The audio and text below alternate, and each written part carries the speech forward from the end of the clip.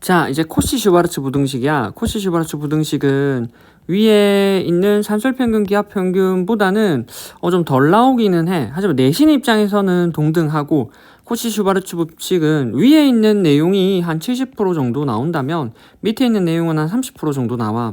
그래서 모의고사에서 너네가 자주 볼 거는 저기 산술기하를 훨씬 자주 볼 거고, 가끔 코시-슈바르츠를 보니까 지금 할 때 제대로 해도 내신 입장에서는 둘 다 동등하게 나와. 한 번씩 볼만해. 자, 코시-슈바르츠 부등식이야. 한번 읽어보자. a, b, x, y가 실수일 때 맞지? a제곱, b제곱, x제곱, y제곱을 각각 더해서 곱한 거는 ax 플러스 by 전체의 제곱보다 크거나 같대. 단 등호라고 하는 건 a분의 x, b분의 y네. 앞에 있는 것끼리의 b, 뒤에 있는 것끼리의 b가 일치하는 경우 성립한대. 자, 밑에 보면 a, b, c, x, y, z가 실수일 때 성립한다. 그러니까 한 개씩 늘렸네. 한 개씩 늘려서 각각을 제곱한 거는 등호가 이때 성립하고 이때도 성립한대. 이렇게 뭐 작거나 같대. 그러면 생각해 볼게. 위에 있는 얘네도 개수 그러니까 못 확장하나?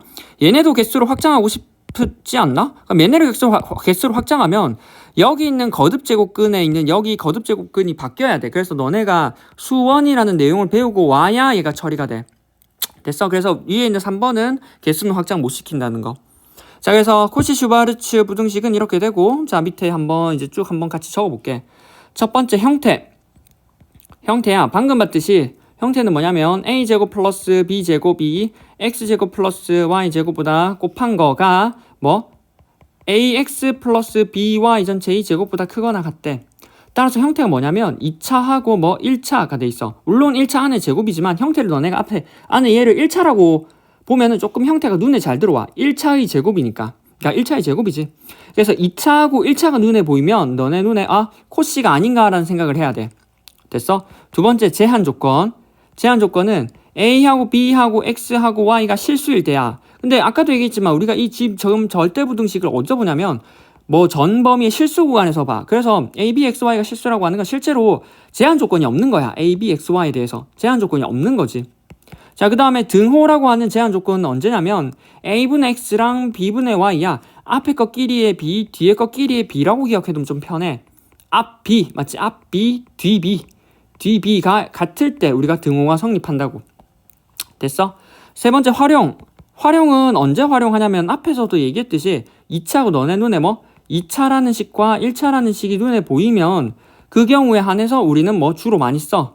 맞지? 주로 많이 쓸 거고, 이 경우 어떻게 활용이 되냐면 우리가 주로 언제 활용하냐면 2차의 값을 알 때, 2차의 값을 알아. 맞지?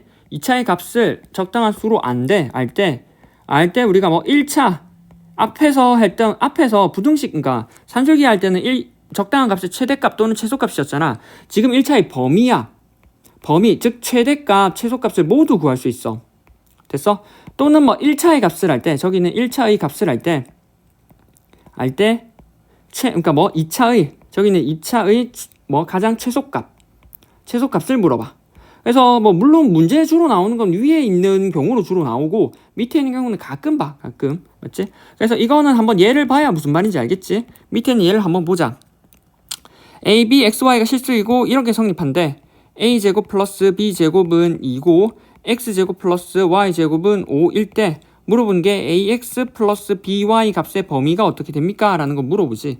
그럼 a제곱 플러스 b제곱은 2고 x제곱 플러스 y제곱은 5다 보니까 얘를 그대로 산술기를 한번 써봐봐. 일단 a, b, x, y가 모두 실수이고 맞지? 그러면 a제곱 플러스 b제곱 x제곱 플러스 y제곱이 뭐라고? ax 플러스 by 앞에 것끼리의 곱, 뒤에 것끼리의 곱의 전체의 제곱.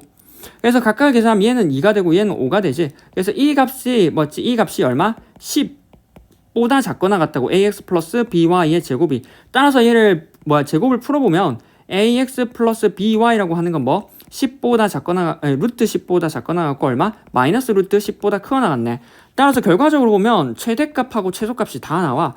그래서 범위가 나오거든. 따라서 이 값의 범위, 즉 마이너스 루트 10부터 루트 10까지가 쓰이고, 등호는 언제 성립해? 등호는 아까도 얘기했지만 b, 앞에 것끼리의 b, a분의 x와 뒤에 것끼리의 b, b분의 y가 같을 때 성립을 해.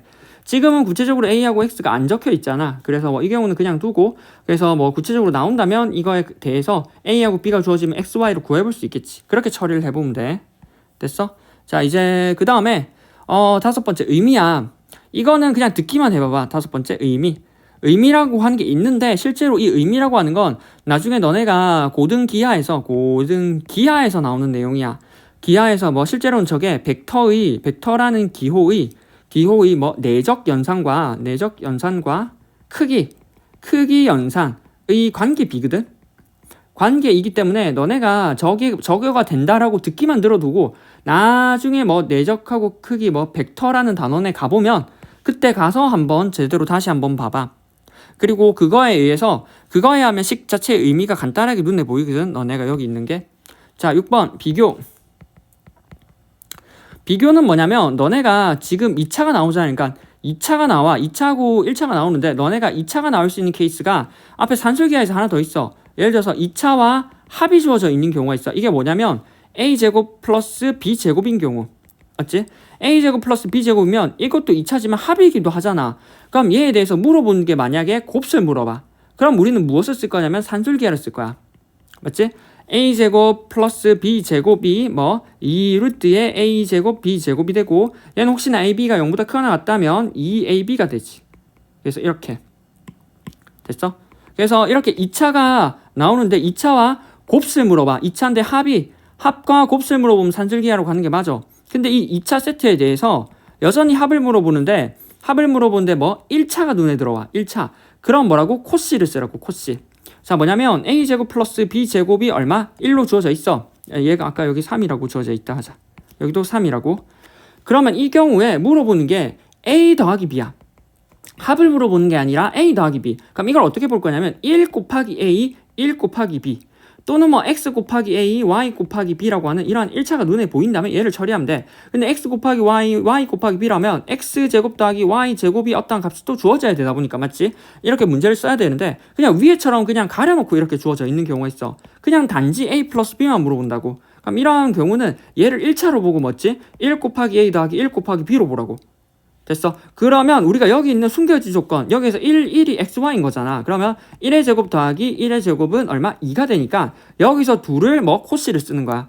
a제곱 플러스 b제곱하고 뭐 1의 제곱 더하기 1의 제곱에 대해서 맞지 뭐 얘가 1 곱하기 a 더하기 1 곱하기 b 전체의 제곱이 될 거고.